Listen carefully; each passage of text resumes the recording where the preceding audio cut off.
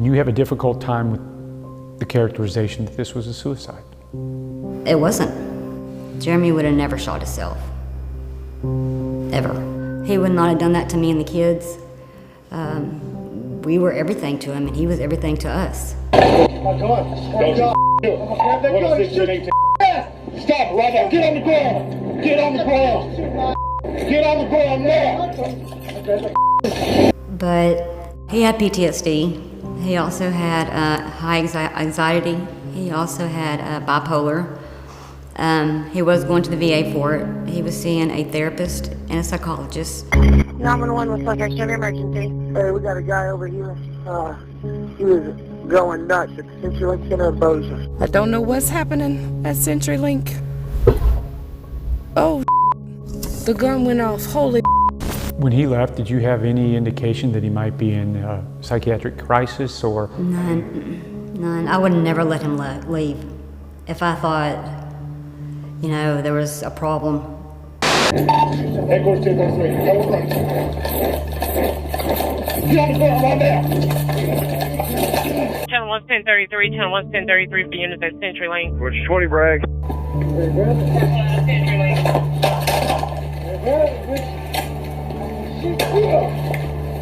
Signal 50 for units at 2000 CenturyLink, 2000 CenturyLink, shots fired. I didn't know what happened between the house and CenturyLink, which is only like a minute drive, minute two. How hard is it for you still not having those answers? I don't see us getting answers. Nobody wants to talk. I'll never know what went through his mind or what made him go to CenturyLink. Those are questions I'll never get to answer. Do you have worries seeing how your husband passed that the Bossier City Police Department doesn't have adequate training to deal with people suffering mental illness? They do not. If you've seen the video, Jeremy was in his boxers. You can tell he had no weapon. You can tell there was something wrong with someone standing outside in their boxers. That's not a normal person. The normal person's not gonna do that. Instead of pulling your gun out on them, try to talk to them. Don't just, come at them like that.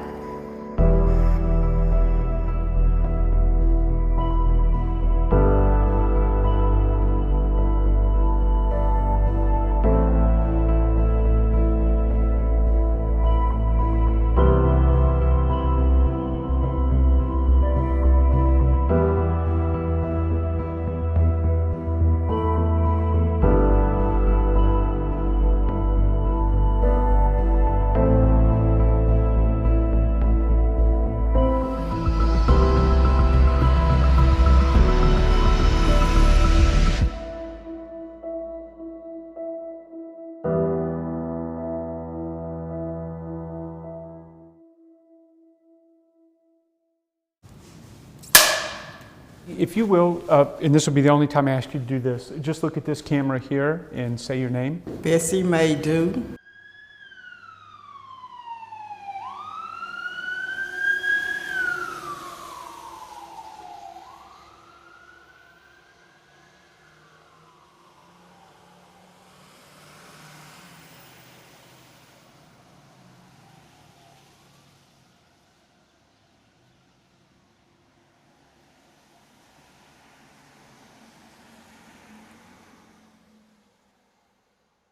How old was Jonathan when you lost him? He was 34. Tell me a little bit about him.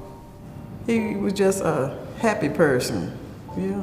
He could go anywhere and make a friend. So it's like wherever he went, he made a friend. He was very caring. He would give you the shirt off his back if you asked for it.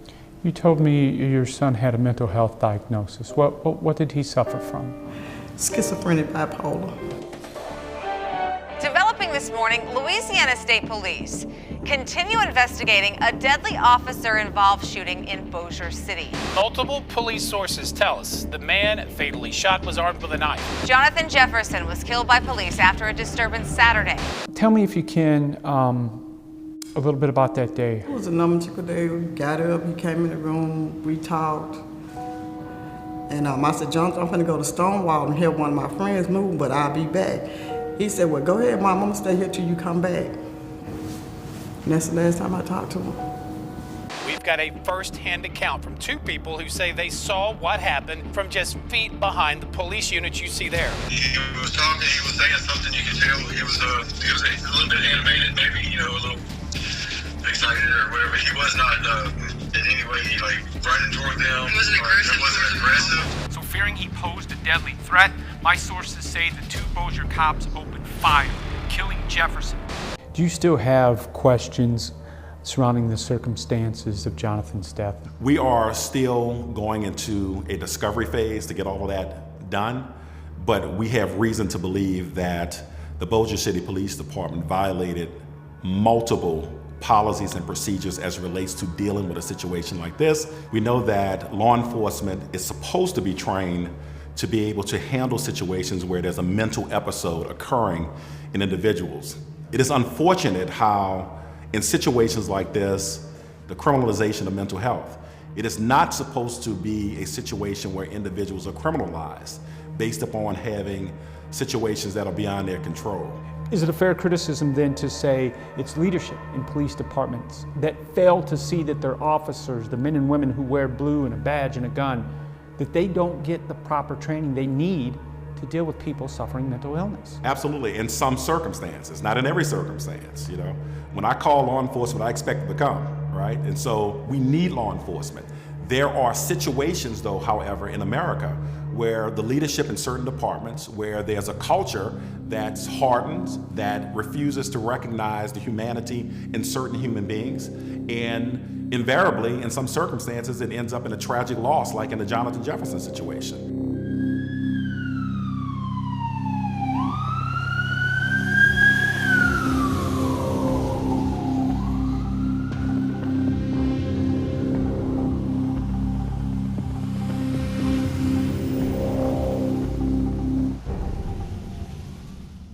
When he turned 21 and he was diagnosed with schizophrenia and bipolar, it was just like, he changed, but he still had that caring heart. It's like, when his manic episodes came on, it was uncontrollable. So we would send him to LSU to get help and everything, but once he calmed down, his medicine got worked out, he was back to being Jonathan, just loving, caring, just being him. It's been really hard, because I'm used to him being there with me, and I have some sleepless nights. I have to go out somewhere and cry because I don't want my husband or my kids to see me crying. One of the things I see in my capacity as an attorney who deals with these matters, who deal with civil rights matters, in the unnecessary loss of life, is the pain, that these families go through. There's nothing that can be done to literally replace the life of a loved one.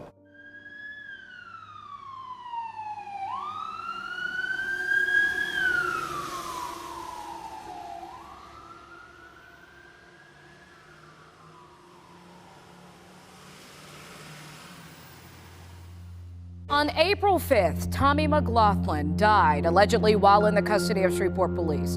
The 44-year-old man's death clouded in mystery ever since.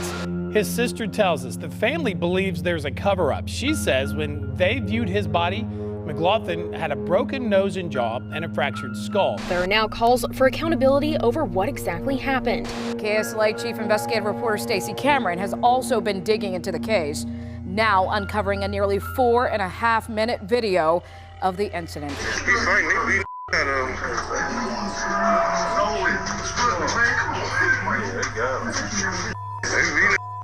It does bother me that the police department, with all of its resources, could not find the video when a reporter went out under their own free will and volition and was able to find that information. And the Caddo Parish District Attorney's Office has said a police investigative file with missing reports, statements, downloads, and other vital information. When you saw stories like Tommy McLaughlin play out locally, what were the thoughts that went through your mind? Naturally, you want to help. You want to almost jump in the screen and try to help, because at that point in time, you see someone, they don't necessarily need a police officer.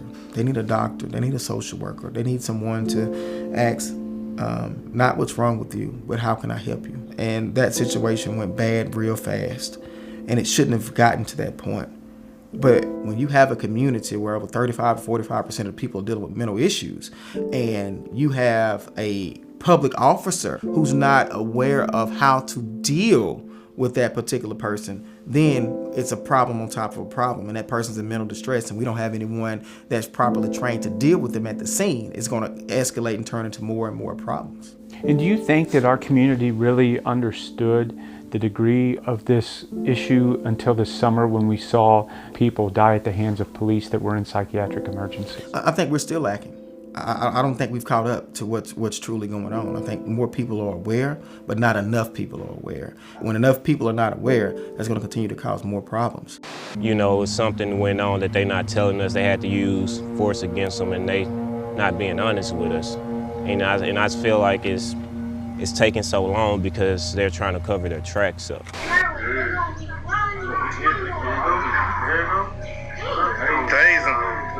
They tased him.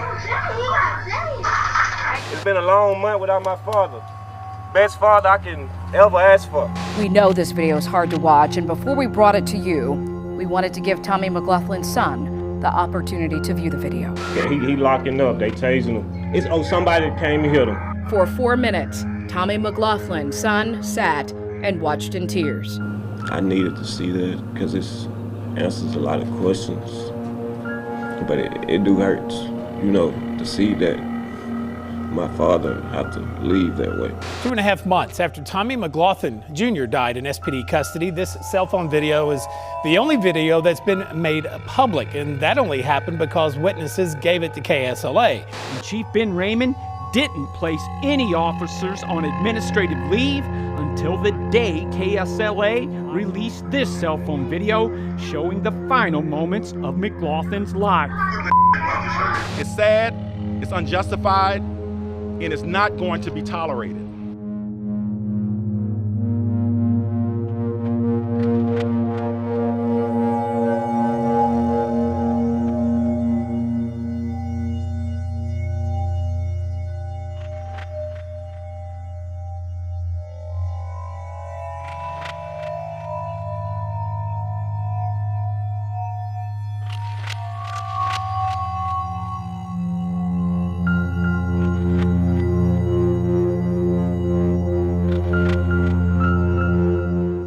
We know that this society is riddled with individuals who have mental health disorders, so it becomes important and incumbent upon law enforcement to engage in training to properly deal with situations like this that do not ultimately result with the termination of life. Were these tragic deaths foreseeable, considering the mental health crisis we face in this community? Absolutely, absolutely. In fact, particularly relative to Jonathan Jefferson and Tommy McLaughlin, law enforcement was on notice that these individuals had mental health issues because they had been called before. So it wasn't like these were new people, situations that they had not encountered before, individuals that they did not know, which makes it even more tragic what happened to these two gentlemen.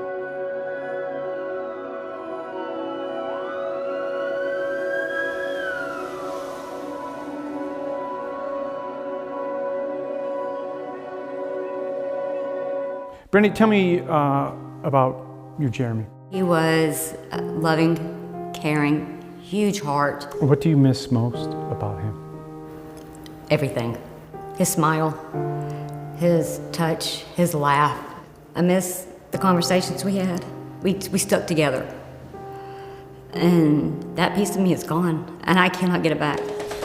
Start with breaking news right now. A bevy of unanswered questions about the officer-involved shooting outside the CenturyLink Center. Learned that it was a Bossier City police officer who shot a suspect in a carjacking attempt. The deceased has been identified as 42-year-old Jeremy Fox of Bossier City. How long ago was your husband diagnosed with his illness? The bipolar, I'm gonna say a good 5 years. He had about a good 5 years. And the PTSD? He had probably about 10, 11. So we were managing it. You know, bipolar, you know, you still have your good days and your bad days. But he knew how to manage it. And that day, I would love to know what happened. Just what happened to my husband. Bossier City Fire Department. Hey, this is Exposure 911. Yeah. There's been a accident in front of CenturyLink. I know one male, we've had a call that there was one male ejected. This caller said that another male is on drugs and now one's trying to kill himself. 106 to 103. 103. The suspect's supposed to be headed eastbound, possibly towards the CenturyLink Center. He did try to carjack the victim. Come on. Don't do it. 106. Stop right now. Get on the ground. Get on the ground. Get on the ground now. Tell me about the morning that Jeremy passed. When I woke up, he was already up. He was in a great mood. He went and got McDonald's for us to eat breakfast. We sat down and watched TV.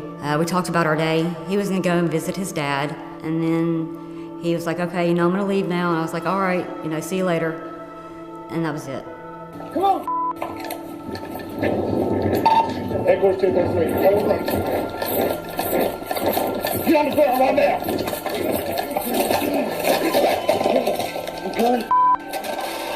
What happens when a person falls into a psychiatric emergency? When someone has a psychotic episode, they're unable to really do reality testing. They're misperceiving events outside of. They may be hearing voices, seeing things. They may have delusional thinking, which is a fixed false belief. These are people who are in crisis. At crisis. In essence, a lot of these folks won't be aware of what, in fact, they're doing. Of course they're not in their right mind. They don't know what they're doing, and they need medical services. They don't need to be in jail. Unfortunately, many of them end up there, but that's not where they need to be. What's your 20 brag?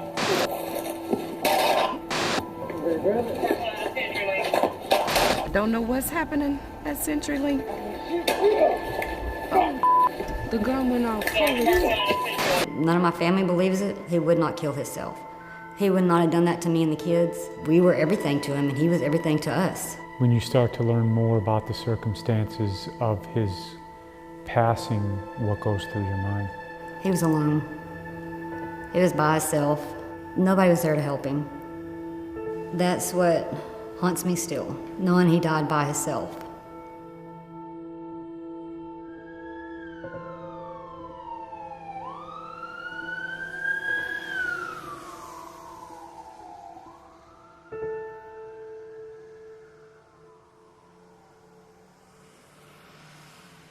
Citing possible litigation, the Bossier City and Shreveport police departments declined to talk about the Jeremy Fox, Jonathan Jefferson, and Tommy McLaughlin Jr. cases. But when the circumstances surrounding the tragic death of those three men became breaking news, for the first time in a long time, the mental health crisis in our community became front and center. One glaring problem: local police officers and paramedics were getting called daily to deal with people suffering psychiatric emergencies with little to no training in mental illness. The Bossier City Police Department, they declined to cooperate with this film, only saying by email that when it comes to mental illness, every officer hired since 2016 has had verbal de-escalation training, and last year, every member of the force was taught to recognize excited delirium. In Shreveport, however, the police and fire departments took a different path, deciding after the death of Tommy McLaughlin Jr. that something needed to change, and ended up partnering with a company based out of San Antonio, Texas, founded by two former police officers with expertise in mental health, launching an ambitious program aimed at providing every member of the police and fire departments with 40 hours of crisis intervention training. If successful, Shreveport will become the first city in Louisiana where all of its first responders are certified to deal with the mentally ill. Lieutenant, explain to me what crisis intervention training is. So crisis intervention training it's a 40-hour block of instruction from a group out of San Antonio, Solution Point Plus. So the first part of it is active listening and communication. Then we start to learn about the different types of disorders that are out there and how to tactfully walk your way through that and how to get those situations under control. After that, we start to learn a little bit about ourselves.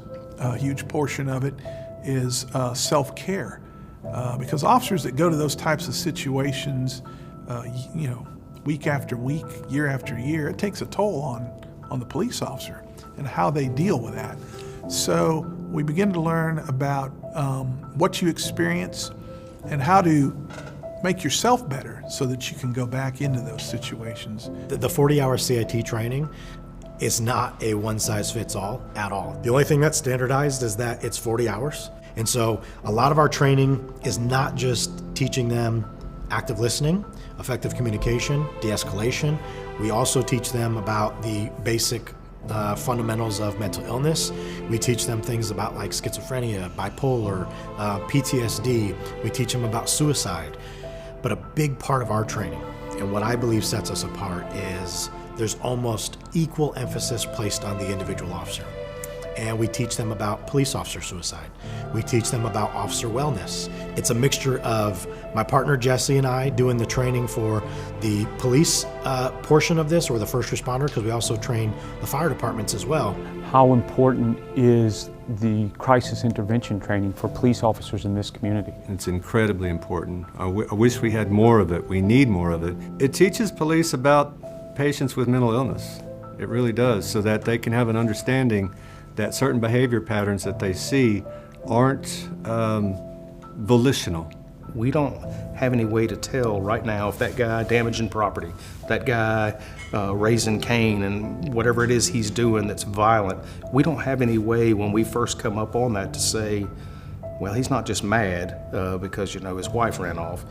He's got a mental problem. He's not taking his medication, or he doesn't have a way to get to the hospital, or we can't break all that down when the violence is coming at you in your face. You look at it from the police officer's eyes as I see a person who is troubled, but I don't know how to deal with this troubled person other than to do what I was trained to do, and that's to stop this disturbance. What risks are posed to a person suffering a psychiatric emergency or mental illness when they come into a contact, have an incident with police? Is there the risk that this can escalate quickly if officers aren't properly trained? Sure, absolutely there is.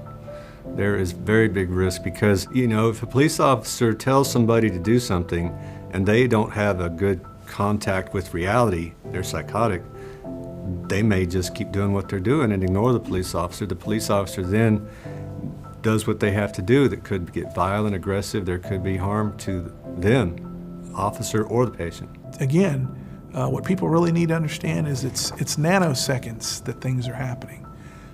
There is no play, there is no rewind button, there is no timeout in those situations. So officers have to be on their toes, they have to really consider what it is that they're doing, and it's all happening really quick. There are instances where we have been fought before, guns have been produced or whatever, and there are times we've had to put hands on as a fireman. Obviously would help our officers in their initial contacts, knowing the signals or the behaviors that will let us know that, hey, that is a mental issue. It's not the intoxicated guy or the guy that's high. Having somebody that could help break that down. And I think even maybe more so importantly, that is that they would be a resource to get help for these people after they come into contact with us. It's easy to diagnose on the scene of an emergency a kid with a broken arm, a guy who's been shot in his chest, but a mental illness is completely different. Right, and it kind of mimics a lot of the medical emergencies. Of course, we can see a broken arm, we can see a hole through a chest, or we can see someone stabbed or something, foreign object sticking out of a body. However, you have interview skills that you need to learn to be able to find out, is this normal for this person? And especially with mental illness, is this mental illness? Is it a substance abuse issue? Is it developmental delays? You have no idea, and you're trying to figure this out as you do interviews. So communication is huge when it comes to mental health patients. They pick up on a lot, and I'm talking about not just verbal, the nonverbal also. They're looking at how you're standing. They're looking at, are you closed off? They're looking at how you answer questions. Certain things may make them snap.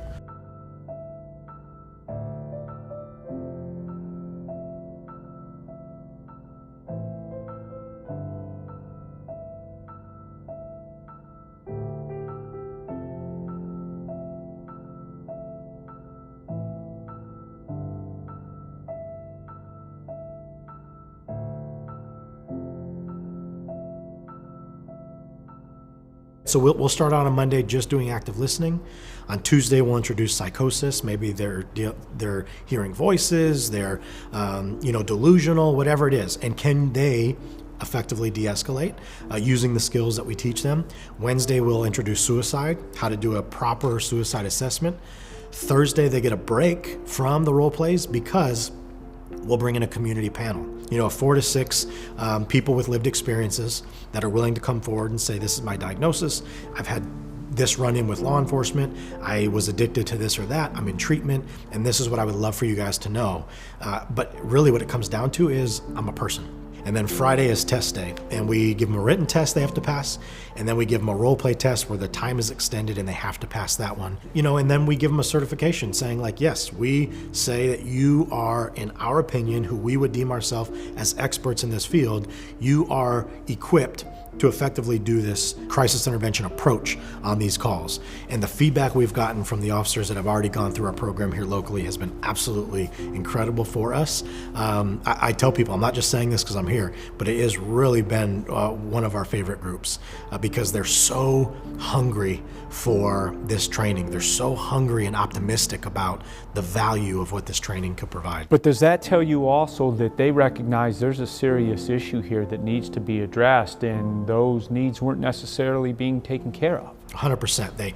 Yes, I think a big part of the reason why they're so eager for this training is for the reason they've identified the gaps. They know, I'm making these calls, I'm responding to these situations, and then I'm really stuck with what am I supposed to do?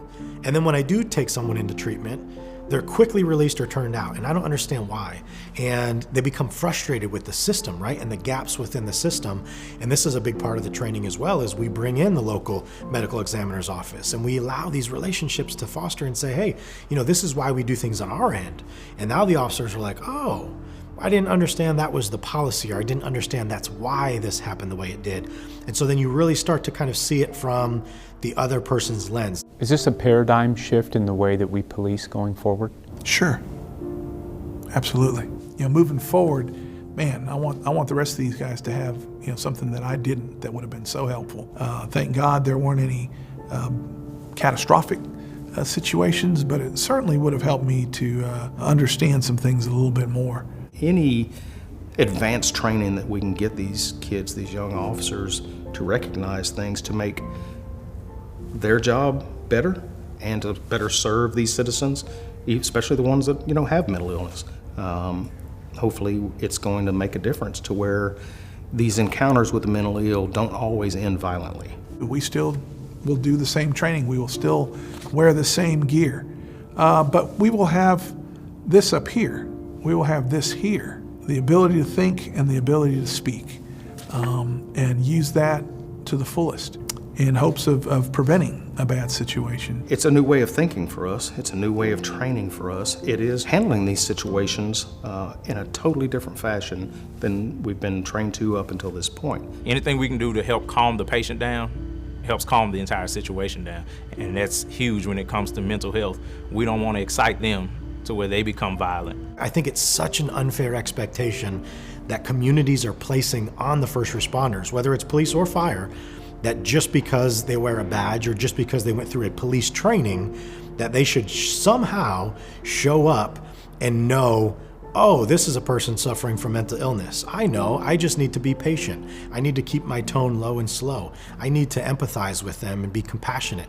That's what I just know how to do when I have zero clue. And so it's about really just learning how to improve. And I think the reason why it's difficult to get buy-in is because you're essentially, you're really talking about changing, which is super uncomfortable, right? And 2020 has really shown everyone this, is that change is very uncomfortable for a lot of people, but typically police departments just kind of, well, we're going to just keep doing the things the way we've always done them. And if you look at policies, so many of police policies are 10 years old, 20 years old, and they haven't updated. And it's just, we're doing the same thing over and over because, well, this is the way it worked.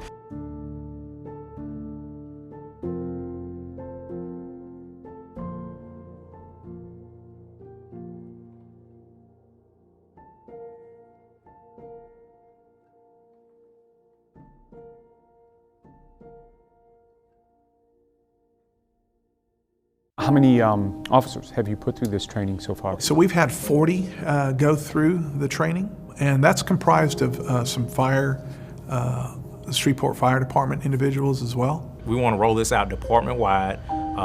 Then after it's department-wide with our operations, we want to make sure that every basic training class that comes on from now on receives this training. But it's something that's being developed right now. And is the idea then to train the entire department? Ultimately, yes, but we're going to train certain hand-picked officers to then teach the rest of the officers in a classroom setting. So we will have on staff officers that are actually certified in teaching critical incident training. So the officers on the department and the fire folks are going to present the course to the current cadet class that's in session, while Solution Point Plus watches it or monitors it to make sure that everything is done correctly. And then from that point forward, we will get the blessing to go ahead and push it forward. They're going to create the agenda, they're going to teach the content, they're going to contact the local partners. We're just going to simply observe and provide feedback. And so we'll do a report of things that went really well, things that they need to improve on, things they could do better, and also act as a liaison if in real time they needed some help with something. You've gone through the CIT training yourself. Correct. The crisis intervention training that we received was, in my opinion, the best training I've ever received on the Shreveport Fire Department. And that CIT training, it really taught you a lot. Things I thought I was doing very good at. I thought I had a gift of talking to those people. I found out I wasn't as effective as I could be. The initial expectation should be that you're going to get officers who are more compassionate. You're going to have officers who are more patient. You're going to have officers that are willing to slow down and realize, like, wait a minute, is there an opportunity here to maybe be creative and think outside the box and maybe not just think, oh, I see a problem, I know a solution is jail. We've had positive feedback from everybody, folks that have not been through, or hey, when can we get in the next one? This is good stuff, and I have no doubt going forward that it's gonna do positive things. Police officers and paramedics are not the only ones on the front lines of our mental health crisis. Over the past decade, on both sides of the Red River, emergency rooms have seen a surge in patients suffering severe mental illness. The numbers so great, local ERs are frequently overrun as doctors struggle to find bed space for the mentally ill. Part of the problem, the stigma still attached to mental illnesses like PTSD, bipolar disorder, schizophrenia, even anxiety and depression, leaving thousands of people in our community struggling with little to no help until they land here in the emergency room suffering a psychiatric crisis. 20 years ago, we were seeing 3, maybe 4 or 5 patients a day in the ER with psychiatric emergencies. Now it's 10, 15, 20, 25, 30 per day. Explain to me, what's a psychiatric emergency? A psychiatric emergency would be any condition in which the patient becomes overwhelmed to make good decisions. They become disabled by their process. People would ask me, do you have a couch in the emergency room? And the answer is no. I do very little psychoanalysis or couch work, as they call it. I take care of people who are suicidal, who are intoxicated on drugs, who are gravely disabled because of psychosis or withdrawal from drugs or intoxication on drugs. How many floors do you have here at the hospital? We have one floor dedicated to psychiatric patients in addition to a psychiatric crisis unit and then a portion of our ER. So the 10th floor psychiatric inpatient unit is our current inpatient psychiatry service, and that's where we put patients with severe mental illness. Our criteria for admission there are fairly straightforward. You have to be suicidal, homicidal, or very gravely disabled. On any given day, how close are you to capacity? Oh, we're always at capacity. I would say we're at 100% capacity 98% of the time. What type of mental illnesses are we talking about that you're seeing come into your emergency room most frequently? So I would say the most common diagnoses would be depression, bipolar disorder, schizophrenia, certainly substance abuse disorders, PTSD, suicidal ideation. A lot of these people who are out of touch with reality and hearing voices and hearing things and seeing things and acting in a delusional state are definitely a threat to themselves, so they're gravely disabled. Are emergency rooms really designed to deal with mentally ill patients? Some emergency rooms are better designed for this than others, although I feel this emergency department has done a good job in that. But this isn't the ideal place for a person suffering a psychiatric crisis, is it? That's true, because while the patient is coming in for a psychiatric illness, we are still seeing patients for acute traumas, acute strokes, acute heart attacks, and all the other various complaints that patients come in for. And so at times,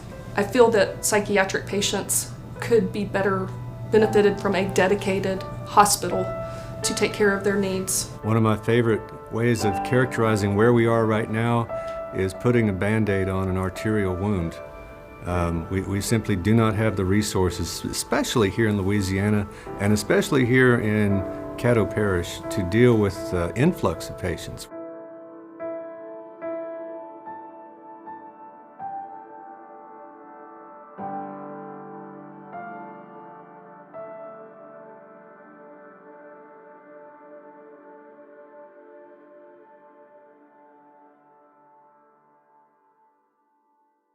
Do you believe we face a mental health crisis right now in this community? Yes.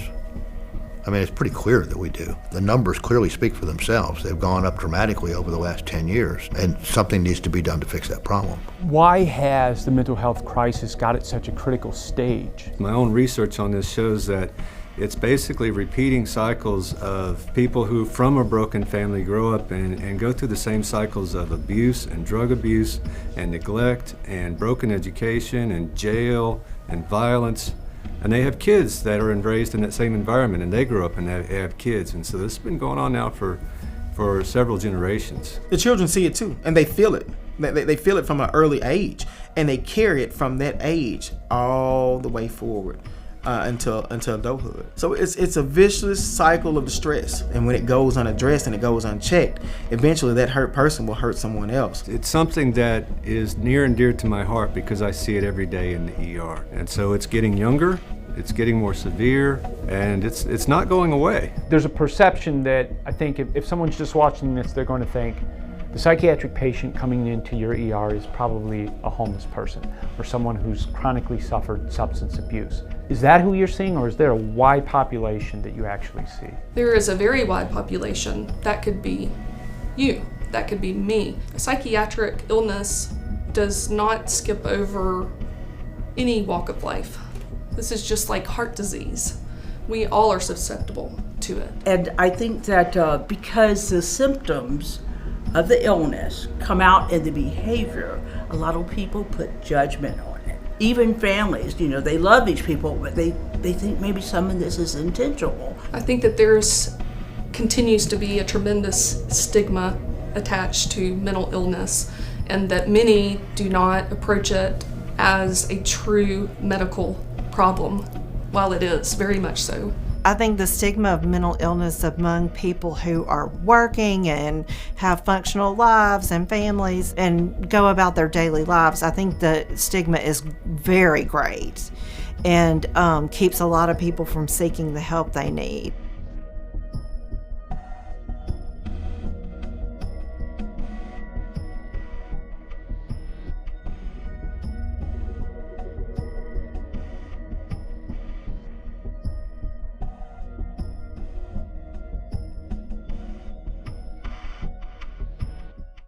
A lot of people's entry into the system is through the police department.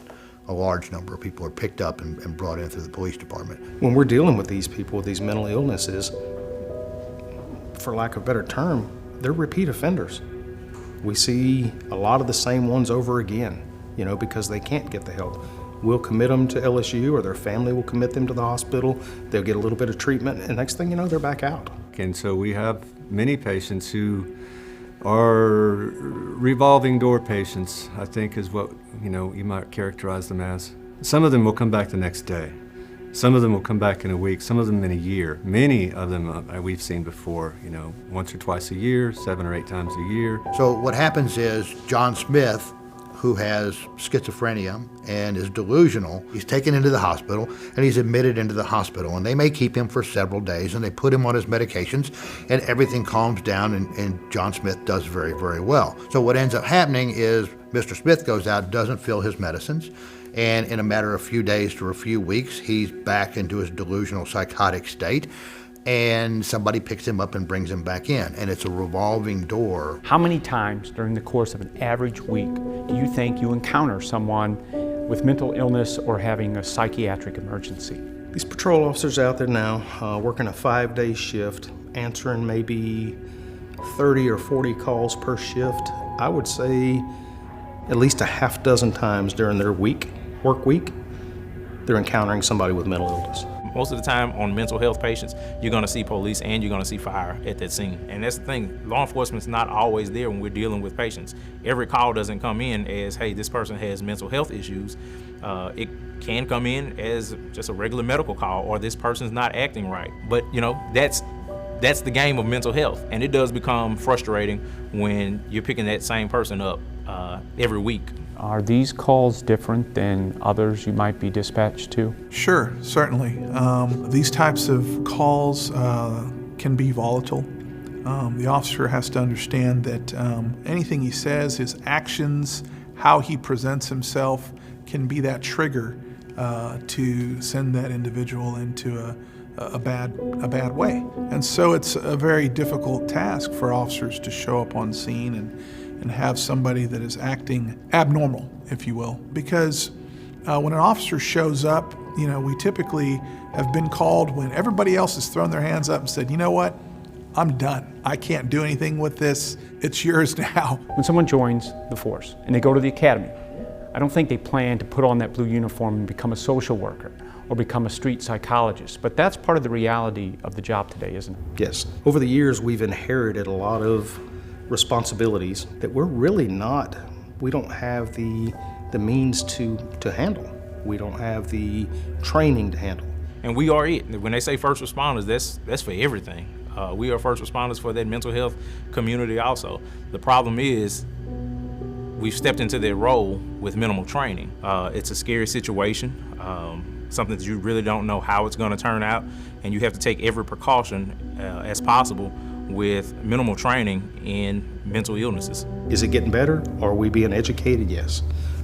So no, when you graduate the academy, going out there and deciphering between mental illness and intoxication is not something you're really equipped for. While more and more of us are becoming aware of what the mental health crisis is doing to our community, we are still a far way away from solving those problems. Perhaps the biggest issue, a severe lack of resources to help the mentally ill. Right now, the demand for inpatient beds, psychiatric care, counseling, and affordable medication far outweigh the supply, leading many professionals to describe our part of the state as a mental health island.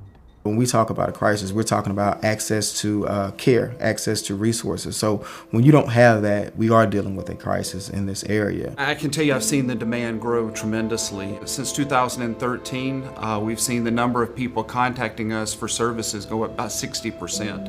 And in Northwest Louisiana and all of Louisiana, we have increased prevalence of mental illness, one of the highest in the United States. Unfortunately, we have probably the lowest available resources of anyone in the United States. Behavioral health is unique within a hospital because it's a different set of patients.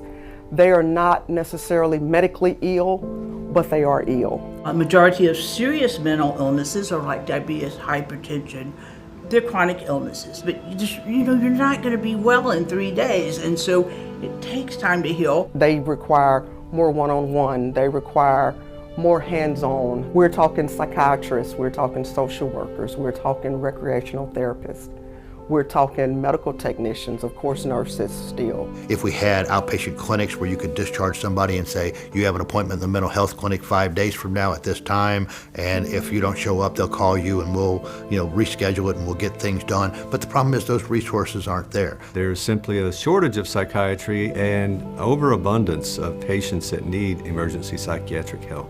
We don't have enough providers. There is a lack of social workers and mental health experts, of psychiatrists and nurses and things like that inside of this area. Why do you think it's so difficult in this part of Louisiana to recruit people to work in the mental health field? Part of it is the lower pay, particularly for therapists and social workers. If you're choosing a career, looking at making $50,000 a year and you need a master's degree to practice independently, a master's degree and a licensure, they can choose other fields that pay much better than that.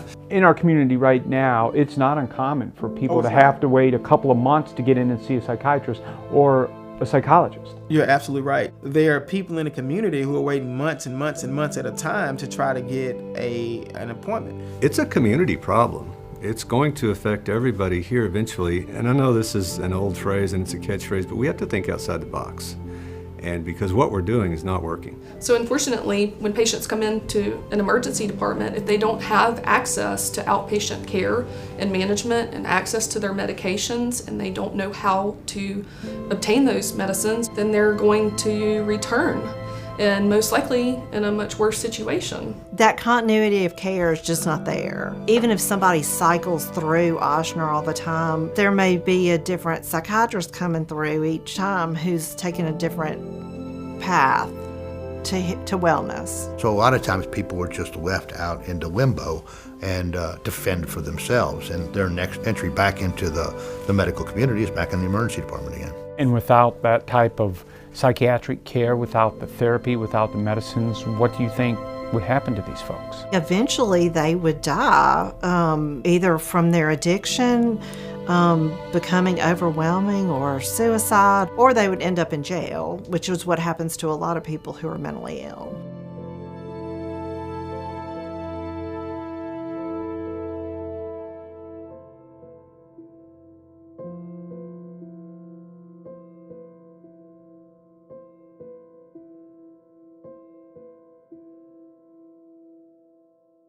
Years ago, they got rid of every mental health long-term facility where people needed years of long-term assistance, and instead of fixing institutionalization, they did away with it completely.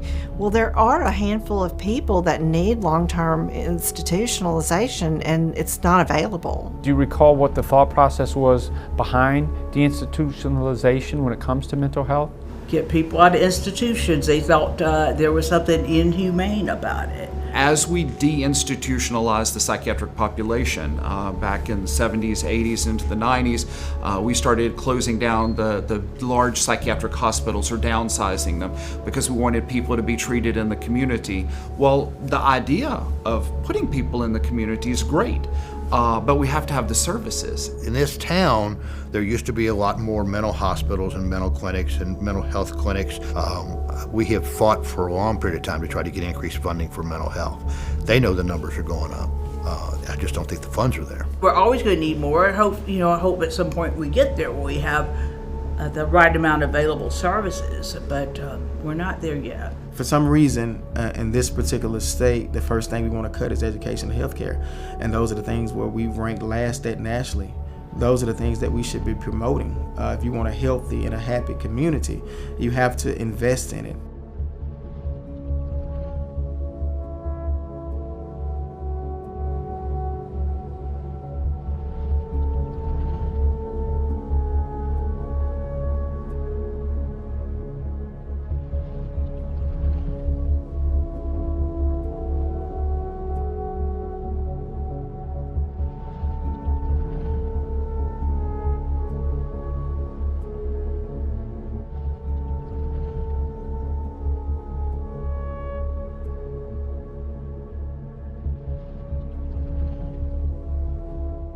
How many beds do you all offer here at the hospital? We have 260 beds. Right now, because of staffing issues, we run about 230. And from that size, it allows us to be very specialized with several different age groups. We will take children, adolescents, adults, senior care. We have dedicated substance abuse units separate from psychiatric, and then we have the units where they're combined together. And this is a huge state-of-the-art facility. It will eventually have 89 beds to take care of people, but even that won't fill the demand. No, No, I'd be challenged to be completely accurate, but I would say there's hundreds of patients that are in emergency rooms every day of the week and of the month that are being sent out to other facilities out of the city due to our bed capacity. So this is a very positive thing for us to double, if not triple, the amount of bed capacity that Ochsner LSU Health has available to them to be able to provide that care in this community. How long ago did you get Seedlings up and running? We started about 5 years ago. We are outpatient services, meaning that we don't have a facility with beds. Beds would mean inpatient. So that means that you come here, you see our doctor, you see our pharmacist, you see our nurses, and you go back to work or you go back and home. Our goal is to get people to live in their community and be as normal as possible. What is an inpatient hospital when it comes to mental health and behavioral health? These days, patients are truly the sickest of the sick to get admitted to the hospital. Otherwise, we want to get them into outpatient services. About 50% of the people who approach us are not going to get admitted to Brentwood. But if you are to that level, you're in such a crisis that you have to be hospitalized. It's very short term. We're talking 7 to 10 days now, a person's in the hospital, and our task is really to stabilize the crisis, put a Band-Aid on it, if you will, and to try to instill some coping skills and then get them connected to outpatient therapy services. So really, when we talk then about people with mental health issues that need inpatient care, these really are people who are sick, very sick. Right, so we'll be admitting patients that walk in, are dropped off, that we will find in the community, or they'll come to us via emergency room. You'll be in-house, we'll provide services for you, and you'll be monitored by a nurse, therapist, and a physician consistently throughout your stay, and be able to manipulate and manage your needs and challenges to encompass whatever the best protocol or program for you, so you can then restore back to normal health and go about your regular normal lives in an outpatient setting, if you will. How many folks can you and do you all serve here at Seedlings? We serve about 350 persons here at Seedlings. I created what we call a one-stop shop for mental health care, meaning that once you walk through our doors, you're supposed to be able to receive all the care that is needed when it pertains to mental health care here, and then you go back in your community and live as abundantly as you can. William, is there advice that you give to family members who see they have a loved one falling into a mental crisis? Absolutely. Ask for help, whether that's you contacting an outpatient clinic, whether that's calling one of the national suicide prevention hotlines. Certainly we're here 24 hours a day, 7 days a week. We'll answer calls and provide information, but there's resources all over the country that people can access. Just at least start talking about it to somebody outside the family. Hey, what do I do now? As the population of people in our community suffering mental illness grows daily, the first responders, health professionals, and experts I spoke with say there is hope for the future. But to overcome this crisis, we must all work together and push our elected leaders to provide more funding for mental health resources and work together to support the first responders, health professionals, and families battling mental illness on the front lines. Is there hope here? There's a lot of hope here. And I think the potential here is not exhausted. I feel like it's everlasting. But we need to take advantage of what we have here and use it to the best of the ability. So I think one of the biggest things that we can do as a society is make it so that there is not a stigma and there's not a punishment for seeking help. They're people that have mental health issues, whatever it be, bipolar, schizophrenia, hallucinations, delusions, whatever the case is, they're still people, and you have to treat them as such. People need to learn to work with them. There's more people out there that, they need the help, and they're scared to get it because they're going to be judged or something. The way you policed in 1970 isn't anywhere close to what we do today. Is what we do today correct? Can we make it better? Heck yeah, we can. And we're listening to all those things. We're changing those things. I want better for the mentally ill. When people call for help for their family, I want, if you have to call 911, there should be somebody trained. When you pick up that phone and say, hey, my schizophrenic son is having a manic episode, I need someone to come calm him down, help him and get him help. That's what it should be. It shouldn't be police pulling up like they're coming to handle a criminal. So we have to be mentally healthy, and we have to be able to identify officers that may be suffering post-traumatic event disorders, and we need to see about getting those folks help. There is a huge gap between the haves and the have-nots. People who have access to healthcare and people who don't. That gap is too wide. In this area, we need to figure out how to close it. I don't think this is something that Brentwood or any outpatient clinic or one of the med-surg hospitals here in Northwest Louisiana is going to solve. I think it requires all of us working together. It is very common throughout our community and society that we are afraid to seek treatment when we know that we could benefit from it. We need resources out there for them. And the bottom line is helping that person with mental illness. The big place that the money needs to be placed is reimbursement for doctors, counselors, social workers, so that they have the resources they need to prevent the recidivism part of it. It takes funding. It's got to take some public funds. It's got to be state and federal funds to help get more places open. If you could be really aware of who you vote for and how they stand on that, and once they get in office, holding their feet to the fire. We need more advocacy. It's one thing for those of us in the industry to be advocating. It's something else when parents of children or parents of adults that have mental health and substance abuse get active and start contacting elected officials. They will be listened to much more quickly than those of us who are in the profession. I want everyone to understand that this is not just a certain part of town's issue. This is a complete issue for an entire city, especially if we're going to ever be a complete city. Don't judge the person. Find out who the person is first, what's going on in their life. Don't just judge them. You know, all you're doing is hurting the family, and that cuts deep.